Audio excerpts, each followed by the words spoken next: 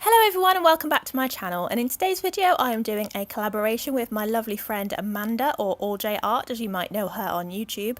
She's a really great friend of mine. We've been talking for quite a long time, she's really helpful with how to grow a YouTube channel and how to make good videos, and she's really good at digital portraits. She's really good at those, and she's also really good at watercolour. I wish I was as good at watercolour as she is.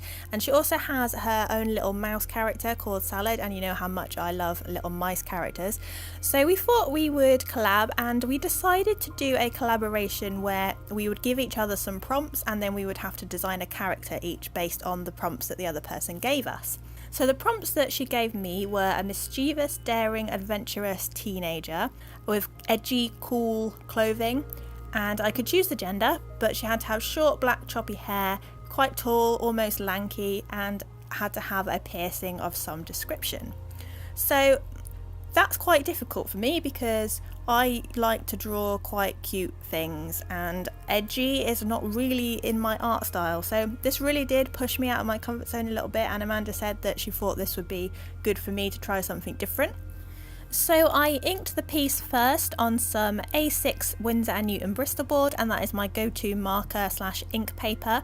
I inked it with my 0.5 uni pen liner and a Faber-Castell Pitt pen, the brush pen and the chisel tip, mainly for the hair and the background. And I did want it to be really bold and some really bold black, especially for the hair, but I did add some pink into the hair a bit later on, and Amanda said that was fine.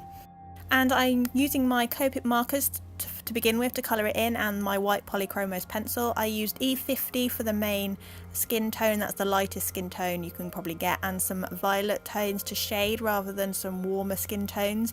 And I usually like to use violet tones anyway to shade, but I used it a bit more than I normally do. And I also gave her some really bluey purpley eyeshadow to kind of make the eyes stand out a little bit. I did use a little bit of blush, but not too much. And for the tie, I used a bit of Prussian blue because I can't do a drawing without using Prussian blue because I didn't get to use it in the hair. So we have Prussian blue and pink tie. And this character really reminds me of my teenage years from the mid-2000s. I had to get out all of my CDs that I thought were quite edgy. Well, not too edgy, but you know, at the time I thought they were edgy. And I think Charlie is going through a little bit of a phase, but he's a little bit embarrassed looking at my CD collection here. But yeah, it was really, really fun to get back into the kind of mid-2000s music and have a little bit of nostalgia. And I think Charlie is beginning his teenage phase and wants to take up the guitar and rock like it's 2005. So let's leave him to it and get back to the artwork.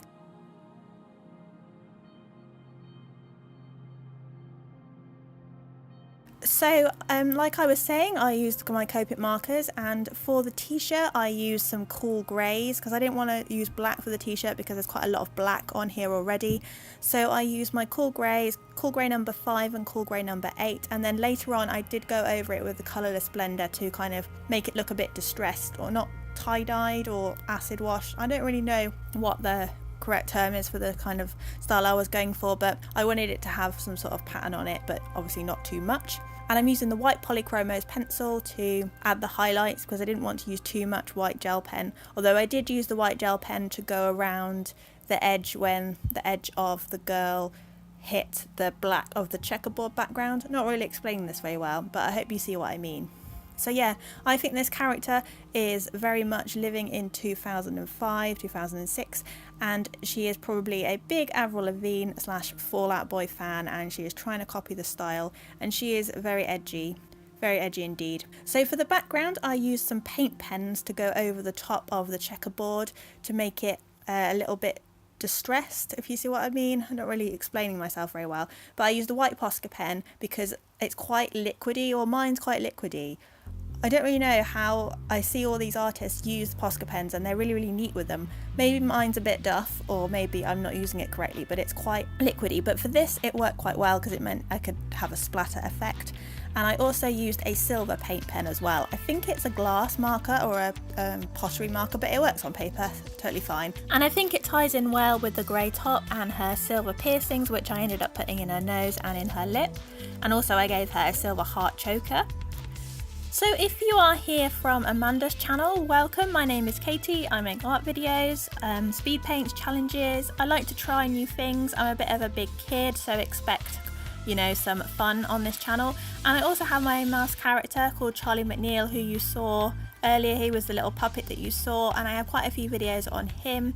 So if you like it here, do have a look around my channel and maybe subscribe and hit the notification bell so you don't miss out on new videos. And if you like this video, you know, emotionally, please do leave it a like down below, as that really helps me out.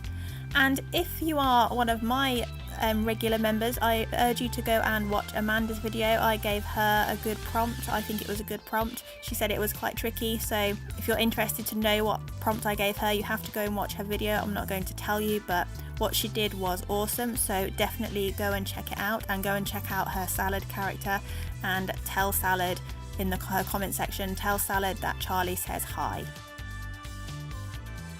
So overall, I was really pleased with how this piece turned out. It's not perfect, there were some issues with it, and it definitely did go through an awkward teenage phase.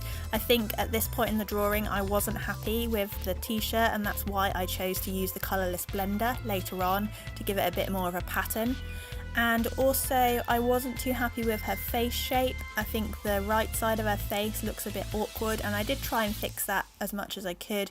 And also her arms aren't 100% in the right place, they look a little bit awkward, and it has a little bit of a flat look to it.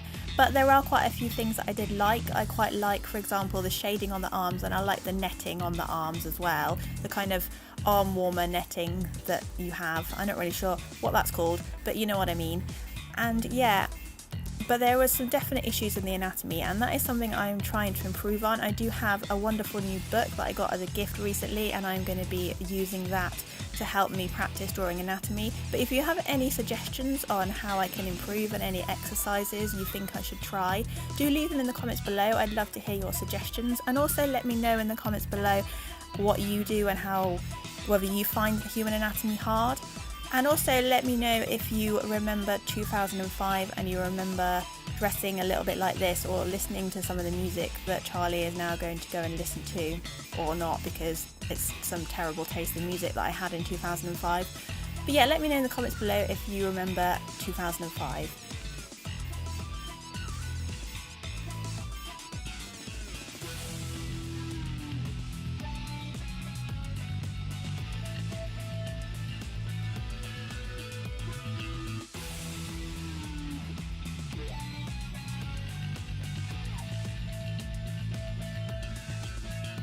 So now I am adding the colourless blender to the t-shirt, and I'm using my Pro marker because my Copic marker colourless blender is out of ink. But I didn't really like this Pro marker because the nib on Pro markers I find are a little bit too hard. The bullet nib is too hard. Great for techniques such as pointillism, but for this technique it's not so good, so I did have to go over it a few times, and I probably went a little bit overboard. But I do like the texture on the t-shirt. And I used my white polychromos pencil to highlight a couple of the spots because some of them weren't coming out so well. But yeah, I do really like this technique, and I do want to experiment a little bit more with some colourless alcohol ink or some rubbing alcohol ink in the future. And I also went over the top, especially in the face. I added some deeper shadows with some cool browns, a French grey and some purple, and a darker pink for the hair and the tie, just in some Prismacolor pencils, just to give it a little bit more depth and to fix the face shape a little bit. And yeah, I think this was a good idea. I really think it lifts it a little bit and it makes the eyes pop out a little bit more. And it's always good to use a little bit of colour pencil over some markers, and you will notice that the ends are sharp, unlike my other videos where I'm not very good at sharpening them. So here is the final result. I am pleased with the overall look, but like I said, there are some things that could be better. And thank you so much, Amanda, for giving me this prompt and making me get out of my comfort zone a little bit. And thank you for collaborating with me, and definitely go and check out her video if you haven't already. But that's all for today's video. Thank you so much for watching, and I'll see you next Thursday. Bye for now.